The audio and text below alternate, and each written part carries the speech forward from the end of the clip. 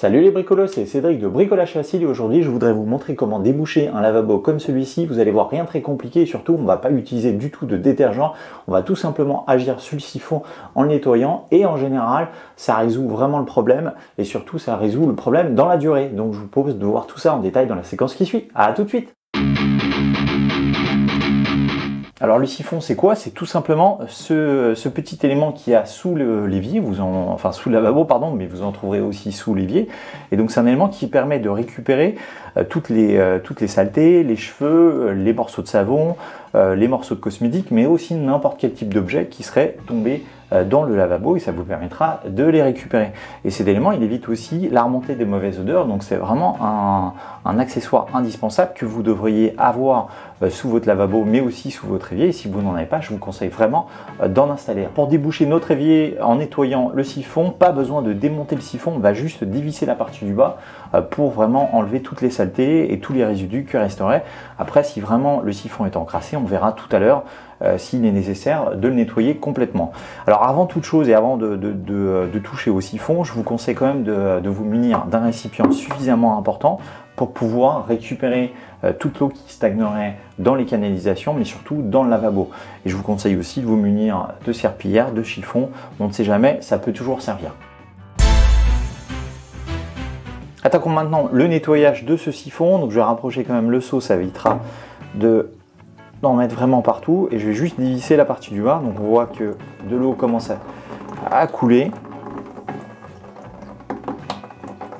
Donc là, on va l'ouvrir complètement.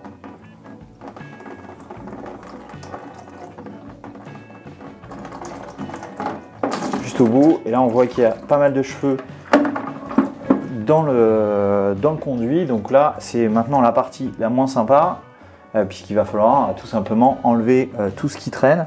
Et je pense que là, je vais devoir même peut-être démonter le siphon pour vraiment le nettoyer jusqu'au bout. Je vais maintenant enlever tout ce qui traîne.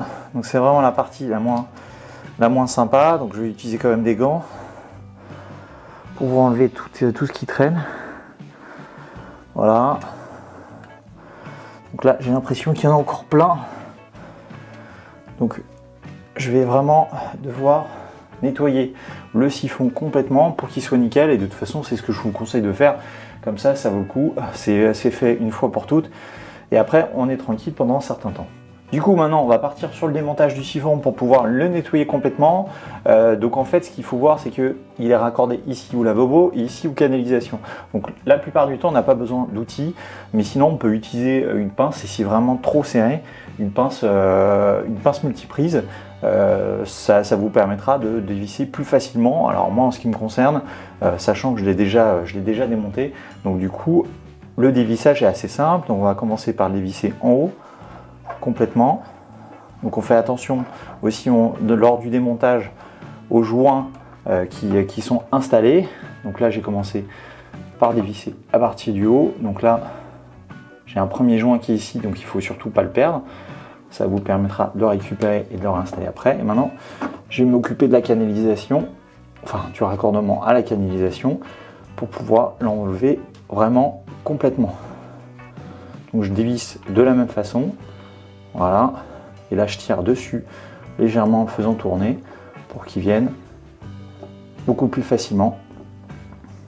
Voilà, et là on voit qu'il y a un certain nombre de saletés dedans et c'est vraiment ce qui a bouché notre lavabo. Donc je vais vraiment tirer dessus pour enlever tout ce qui traîne. Je vous ai dit, c'est vraiment pas la partie la plus ragoûtante, hein. Peut-être certainement pas devoir passer par-dessus parce que ça doit être bloqué. Donc ça, c'est les cheveux. Ça, c'est un grand classique. C'est vraiment ce qui obstrue les canalisations et ce qui permet en fait, enfin ce qui du coup obstrue la canalisation, pardon, et ce qui du coup va avoir tendance à boucher les éviers et les lavabos. Juste avant de nettoyer directement le siphon, je vérifie qu'il n'y a plus aucune saleté qui traîne dans la canalisation ou au niveau du lavabo. Normalement, on voit correctement au travers. Et donc ça, si là c'est nickel, on va pouvoir attaquer le nettoyage directement du siphon. Donc maintenant que j'ai bien nettoyé mon siphon, hein, je vous ai évité toutes les étapes, hein, j'ai juste nettoyé à l'eau chaude et ça fonctionne très bien, pas le besoin de rajouter un produit, donc on va pouvoir le réinstaller. Alors petite particularité quand même avant de le remettre, alors c'est vrai que j'avais pas fait attention, mais sur mon siphon, en fait, les joints sont directement intégrés au siphon, donc du coup on peut pas les enlever. Mais en général, donc on a des joints comme ça qui sont fournis avec une partie plus fine que l'autre. Et du coup, ce qu'il faut voir, c'est lorsqu'on va le remonter, on va bien remonter avec la partie fine vers le siphon, puisqu'en fait c'est ici cette partie-là qui va venir en fait enfoncer donc notre joint dans le siphon pour réaliser l'étanchéité. Donc il faut bien l'installer quand même en respectant donc la position du joint. Donc là je vais le remettre comme tout à l'heure. Voilà. Donc avant de visser, je vais remettre tout en position. Ce sera plus simple pour vérifier. Donc là il faut bien vérifier aussi que le joint ici est en place. Donc là, comme je vous l'ai dit, moi j'ai pas de problème parce qu'il est directement intégré, mais si vous avez un joint à part, il faut bien le remettre dans l'alignement. Là, on va pouvoir visser à ce niveau-là, dans un premier temps. Voilà. Et donc ici, maintenant, je vais pouvoir jouer un peu avec la canalisation pour l'enfoncer. Et je vais pouvoir le serrer. Il faut le serrer complètement, donc on peut le serrer à la main. On n'a pas besoin d'outils. Hein. Donc là, on vérifie que c'est bien serré. Je vais rajouter en fait le dessous que j'ai aussi nettoyé avec l'eau chaude.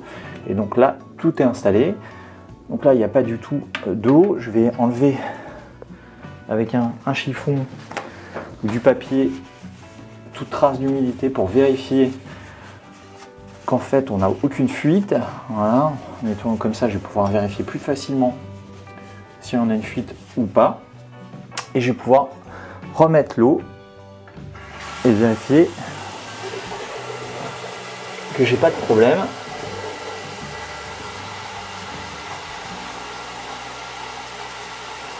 Non, donc là j'ai pas de trace d'eau du tout. Donc ça veut dire que mon siphon est bien en place ainsi que mes joints. Maintenant qu'on a nettoyé le siphon, on va vérifier que l'écoulement se fait correctement. Et donc pour ce faire, je vais tout simplement allumer le robinet à fond.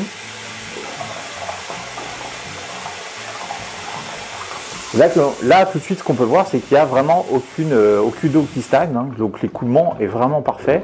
En même temps, vous avez vu tout ce qui bouchait, c'est normal que l'eau ne s'écoulait pas.